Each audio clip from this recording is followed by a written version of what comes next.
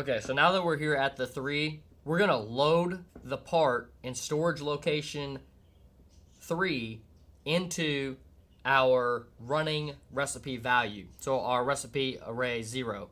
And obviously this is going to be stored with an HMI. It's going to have a human interface behind it. So this array add and this array subtract will be HMI buttons to go up and down in like some type of menuing system. And then you're going to have like a string value that's displaying on your menuing system, and you'll be able to visually see the name of each part number or just part number, kind of depending. Sometimes it's both. Sometimes it'll display you have a part number next to it. It's all about what you want as a customer, or as a what you want to put, what your customer wants, or what a controls engineer wants to put in there, what seems like makes the most sense for the particular application. But so you're hitting your add and your subtract, and then you're coming to the part number that you want to see. And so let's say, for instance, we are at our part number 3, and then realistically you would have the name of the part displaying right now.